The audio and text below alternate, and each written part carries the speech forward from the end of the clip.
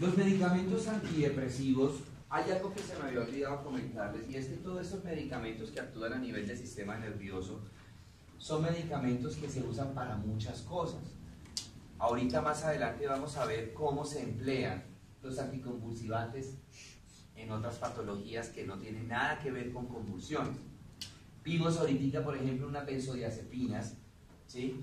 Y unos barbitúricos que los podíamos utilizar como anticonvulsivantes, aunque su mecanismo de acción primario no es ser anticonvulsivantes, sino que van a actuar acá, ¿cierto? En antidepresivos, o que van a actuar como hipnóticos y sedantes. Entonces, estos antidepresivos son medicamentos que su mecanismo de acción principalmente potente es manejar las convulsiones, la depresión en un paciente, ¿cierto? Pero no solamente se utilizan como antidepresivo, sino que también los podemos utilizar en los pacientes con trastornos de pánico, pacientes que de repente tienen alguna psicosis maníaco-depresiva, ¿sí? De pronto en fase maníaca, pacientes que tienen, por ejemplo, los trastornos bipolares, ¿verdad? Los podemos utilizar en esos cuadros, ¿sí? Existen varios grupos de antidepresivos. Vamos a ver el primer grupo, que son los antidepresivos tricíclicos. ¿Qué significa eso? Que es que tienen en su molécula, en su estructura bioquímica, tienen 3 ciclos aromáticos, ¿sí? 3 cadenitas, y por eso se llaman tricíclicos, ¿sí? Aquí tenemos, por ejemplo, como representativos la imipramina y la amitriptilina. Esta amitriptilina no solamente la vamos a utilizar como antidepresivo, también lo podemos utilizar como medicamento ansiolítico o como medicamento sedante, es decir, para manejar la ansiedad del paciente o para manejar los cuadros de insomnio del paciente. Fíjese que se pueden utilizar y van a tener muchos usos. ¿Cuál es el mecanismo de acción de estos medicamentos antidepresivos tricíclicos? Van a bloquear la recaptación de aminas. Dentro de esas aminas vamos a tener unas catecolaminas, que son la norepinefrina, que también la podemos llamar noradrenalina, y la serotonina, ¿sí? Les decía yo ahorita que el sistema nervioso central produce unas sustancias. En este momento vamos a hablar específicamente de 2, las catecolaminas y la serotonina, ¿sí? Las catecolaminas a su vez son 2, la norepinefrina o epinefrina o noradrenalina y la epinefrina o adrenalina. Junto de esas 2 catecolaminas, la norepinefrina y la serotonina, son las que tienen que ver con los estados de ánimo del paciente, ¿sí? Les decía yo ahorita que el sistema nervioso central produce ese tipo de sustancias, ¿sí? Produce X cantidad constantemente. La neurona utiliza esas sustancias para su metabolismo normal. Lo que sobró, la neurona lo vuelve a captar, no lo deja perder, lo vuelve a captar para mantenernos un estado de ánimo relativamente normal. Cuando un paciente presenta un evento de disparo, ¿sí? Una situación X cualquiera, ¿qué es lo que hace la neurona? Produce esas sustancias e inmediatamente las reabsorbe y las acumula. De tal manera que cuando una persona presenta depresión es porque en sus neuronas tiene grandes cantidades, principalmente de serotonina, ¿sí? Principalmente, que asociado con la situación disparo, llámese la pérdida de un ser querido, llámese cualquier situación emocional, que terminó una relación, ¿sí? Que perdió un semestre, que perdió un año, lo que sea, sin alusiones personales, ¿no? Muy bien, entonces lo que hace este medicamento es deja que la neurona produzca noradrenalina y serotonina.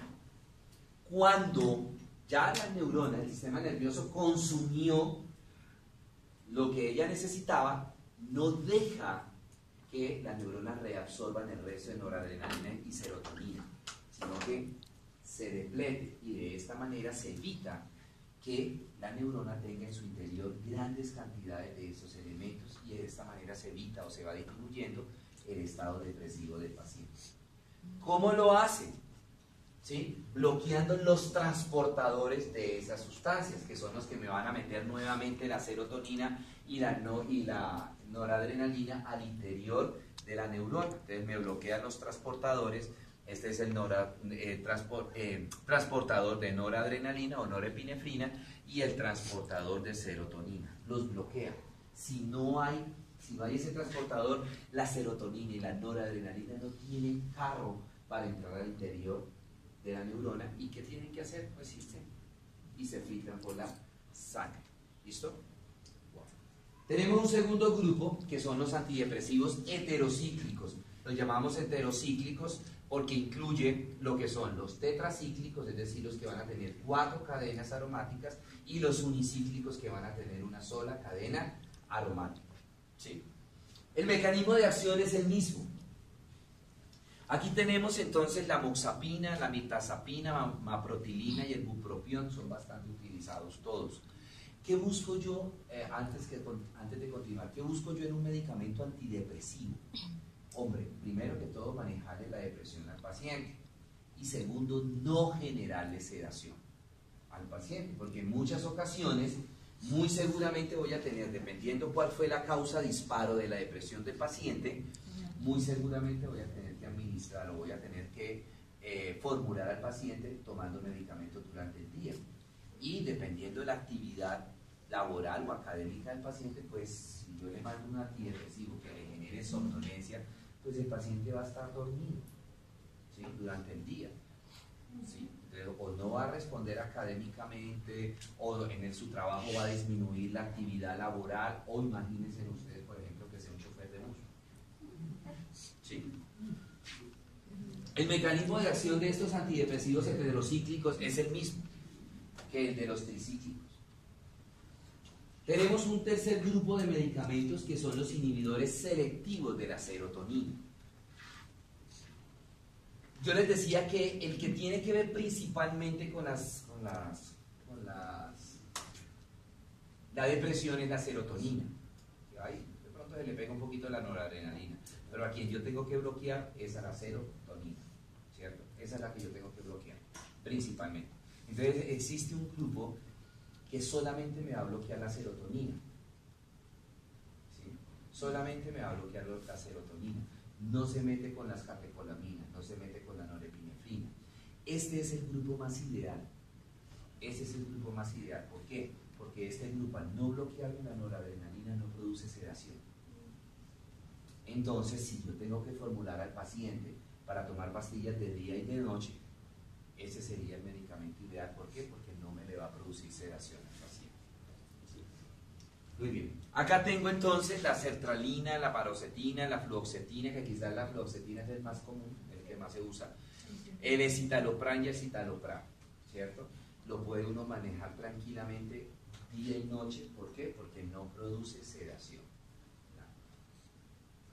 Su mecanismo de acción pues es bloquear el transportador de serotonina. No se mete con el transportador de noradrenalina. No se mete con el transportador de noradrenalina. Su merced que está mirando que está pero cagado de la risa. Cuénteme. No dijo nada. Cuénteme qué está mirando.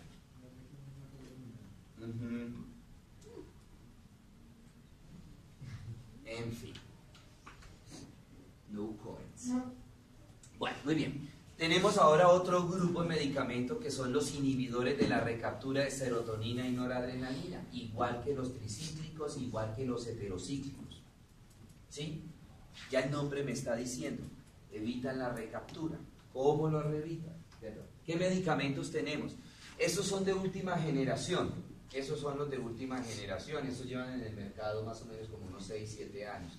Los anteriores, los tricíclicos, los heterocíclicos y los de la inhibidores de la recaptación de serotonina llevan casi 100 años en el mercado.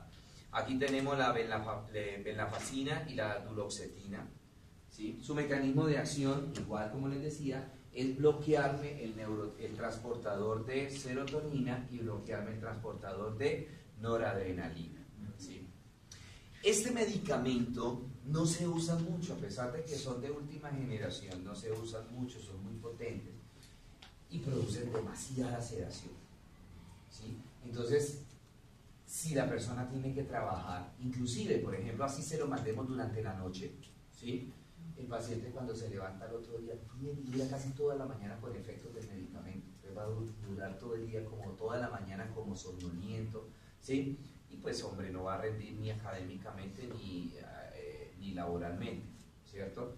Entonces, por eso es que no se usa. Se usa mucho, por ejemplo, en aquellos casos en donde de pronto la persona no está trabajando, ¿sí?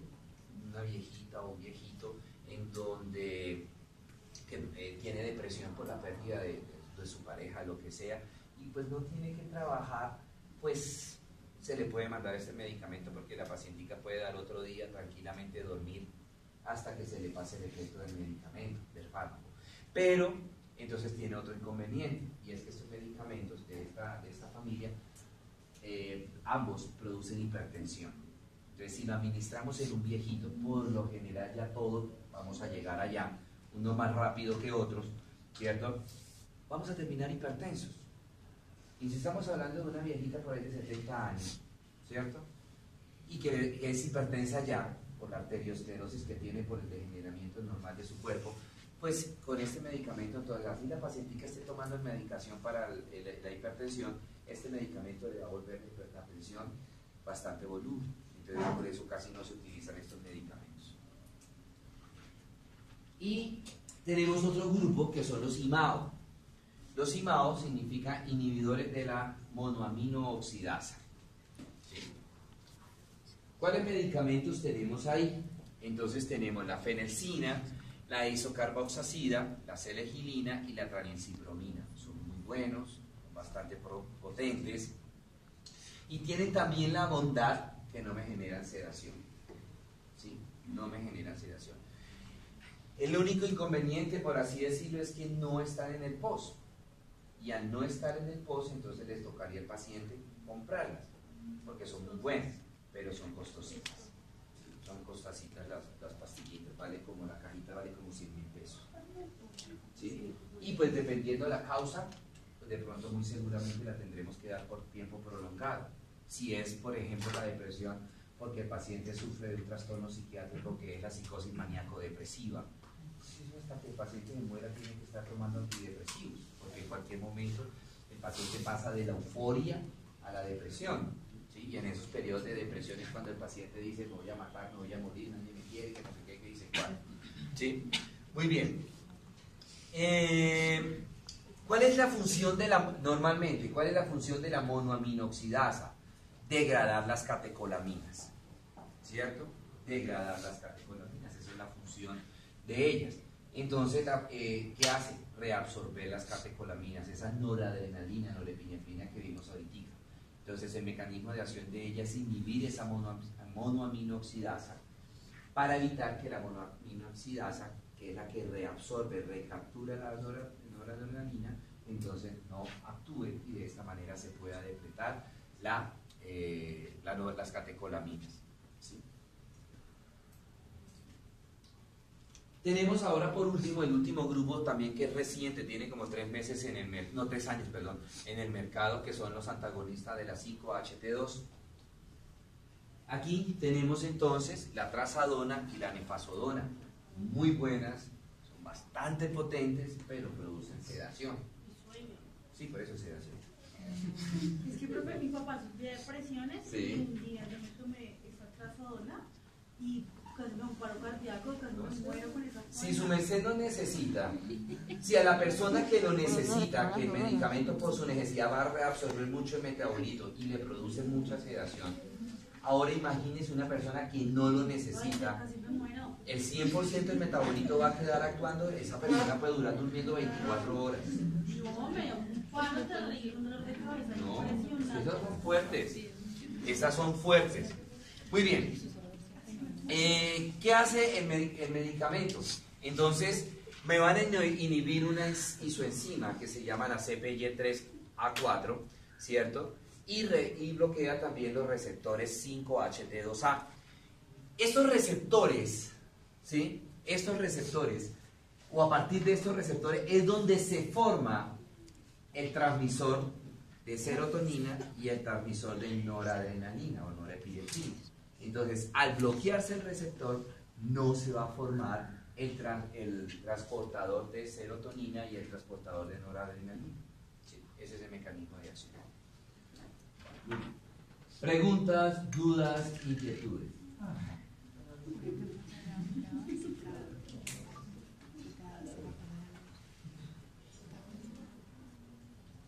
Tenemos un tercer grupo de fármacos a nivel neurológico, que son los hipnóticos y sedantes. Como el nombre me lo indica, son medicamentos que se emplean para el manejo del insomnio y para el manejo de la ansiedad. Pues no solamente se usan para eso. Ahorita vamos a ver que se usan, pues como me baja el sistema nervioso, entonces también lo podemos utilizar como antidepresivo. También lo podemos utilizar como anticonvulsivante. ¿Sí? Bueno, muy bien. Tenemos dos grandes familias acá. Dos grandes familias. Las benzodiazepinas y los barbitúricos. Benzodiazepinas y los barbitúricos. Cuando tenemos un paciente con insomnio, cuando tenemos un paciente con ansiedad, cualquiera que sea la causa de la ansiedad, un paciente bipolar, un paciente esquizofrénico, un paciente con un síndrome mental orgánico, un paciente con psicosis, o pacientes con delirios, en fin. El primer grupo de medicamentos que tenemos que utilizar es las benzodiazepinas, y ahorita les explico por qué. ¿Sí? Aquí tenemos dentro de las benzodiazepinas, ¿sí?, lo que hablábamos ahorita, que lo veíamos en anticonvulsivante, todo lo que termine en PAM, ¿cierto? Alprazolam, clonazepam, diazepam, estazolam, flurazepam, lorazepam, midazolam, osazepan, guazepam, temazepam y el triazolam, y ahí falta un pocotón de panes ahí, ¿cierto? Sí, puede ser o el pan integral, el pan dulce, pan de sal, o puede ser el aceite de pan, que viene en aerosol. Muy bien, ¿cuál es el mecanismo de acción de ellos? Deprimir el sistema nervioso central.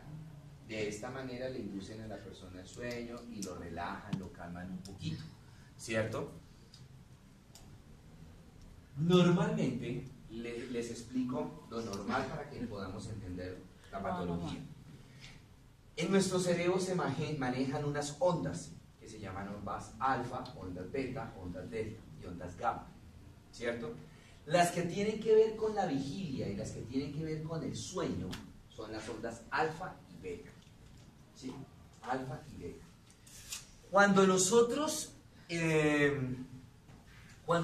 tenemos sueño, las que predominan son las ondas alfa. Perdón, las de la vigilia son las ondas alfa, ¿sí? Y las del sueño son las ondas beta. O sea, cuando nosotros empezamos como a tener sueño, como veo a más de uno de acá, es porque están empezando a proliferar las ondas beta y se están disminuyendo la actividad de las ondas alfa. Cuando nosotros nos despertamos en la mañana y toda esa cuestión, las ondas alfa está pasando, es un ritmo circadiano, ¿sí? Hemos dormido, onda alfa, onda beta, onda alfa. En la medida que vamos pasando el sueño, que van pasando las horas, va pasando esto con las ondas. Se van disminuyendo la actividad de las ondas beta y se va aumentando la actividad de las ondas alfa. Cuando ya nosotros despertamos, que decimos ya no tengo sueño, las ondas betas, para algunos nunca, las ondas beta están mínimas y las ondas alfas, su actividad es alta, ¿sí? Vigilia alfa, sueño beta. ¿Qué pasa en un paciente que tiene insomnio? Ondas alfas se mantienen altas y ondas betas no se están produciendo, se producen levemente. Eso es lo que pasa en un paciente con insomnio, ¿sí? Las ondas alfa están actuando y durante todo el día, ¿verdad? Muy bien, este medicamento, ¿qué es lo que hace? Me disminuye las ondas alfa y me empieza a aumentar las ondas beta para que la persona empiece a experimentar sueño, ¿cierto? Ahora, nosotros tenemos dos tipos de insomnios: el insomnio de conciliación y el insomnio de reconciliación. ¿Qué consiste eso? El insomnio de conciliación es el que me voy a acostar a dormir y nada que me duermo.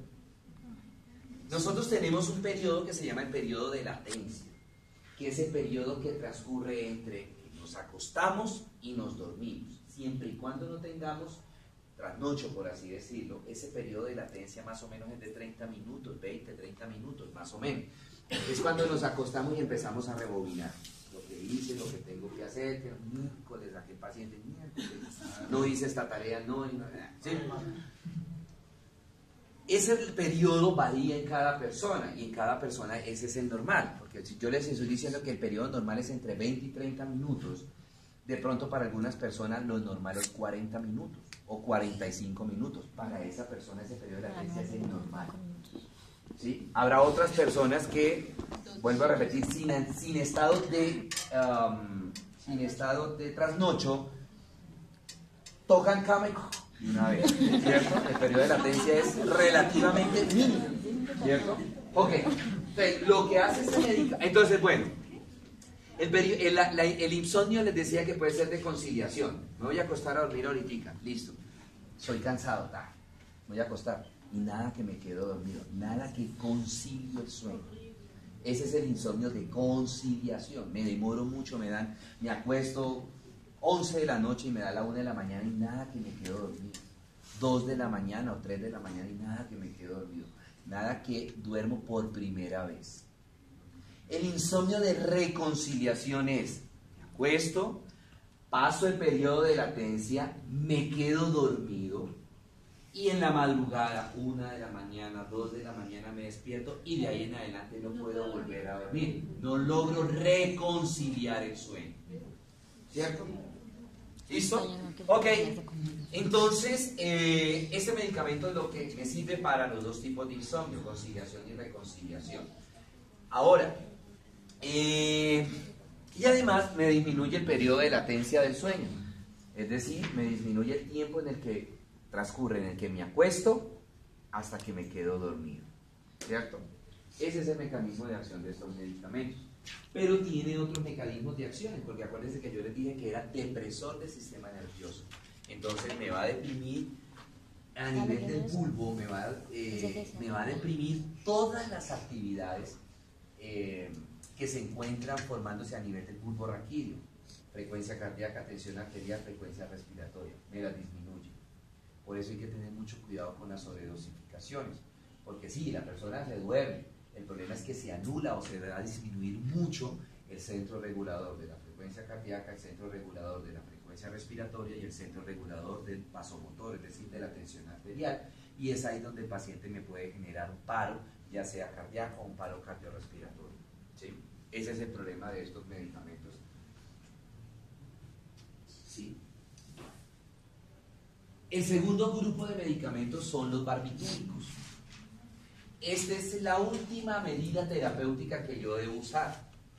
No debo empezar a manejar un paciente que tenga insomnio o un paciente que esté ansioso. No lo debo manejar de entrada con barbitúricos. ¿Por qué? Ahora les voy a explicar. Estos son iguales de potentes a las benzodiazepinas. ¿Sí? Mire, aquí tenemos los anticonvulsivantes. Estos, cualquiera de ellos lo puedo utilizar también como anticonvulsivante, ¿cierto? ¿Cuál es el problema? Que son, bueno, no tanto la potencia, porque son igual que potentes a los benzodiazepinas, también me van a bloquear, me van a deprimir el sistema nervioso central, me van a deprimir las funciones vitales, frecuencia respiratoria, cardíaca y tensión arterial. El problema de estos medicamentos es que producen tolerancia, ¿sí? Producen resistencia. Esos son los que las personas dicen, no, es que yo no me quiero volver dependiente. Producen dependencia, por eso no los debemos administrar de entrada como primera línea, porque estoy bloqueando y más si la persona es joven. Y dependiendo del metabolismo de la persona, esa tolerancia, esa dependencia, no podemos predecir en cuánto tiempo la persona se va a volver tolerante o dependiente al fármaco, ¿cierto? Porque eso depende del metabolismo de cada persona. En algunas personas se puede suceder en un año, en otras personas puede suceder en menos, en otras personas puede suceder en más tiempo, ¿cierto? Entonces por eso es de última instancia. Primero debo agotar los medicamentos que no me van a generar dependencia, como son las benzodiazepinas. Cuando yo ya veo que he utilizado varias benzodiazepinas y el paciente mejora por un tiempo X, pero después vuelve otra vez a su cuadro de insomnio, vuelve otra vez a su cuadro de ansiedad, entonces suspendo esa benzodiazepina e inicio con barbitúricos. Tratar de iniciar con los barbitúricos a dosis bajas, para que en la medida que el paciente empieza a presentarme la resistencia, yo supero esa resistencia aumentando levemente la dosis del barbitúrico, ¿sí? Cuando la persona, el gran inconveniente es que cuando la persona hace dependencia a estos, ¿sí? Hace tolerancia, hace dependencia, es a todos los medicamentos. Entonces yo no tengo con qué jugar. No puedo hacer como podía hacer con las benzodiazepinas, ¿cierto?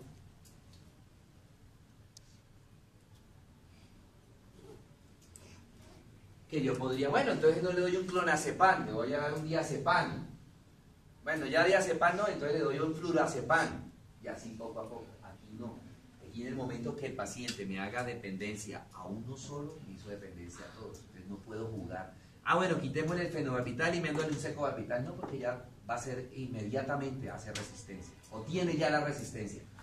¿Sí? Entonces no puedo jugar como si puedo jugar con las benzodiazepinas. ¿Preguntas?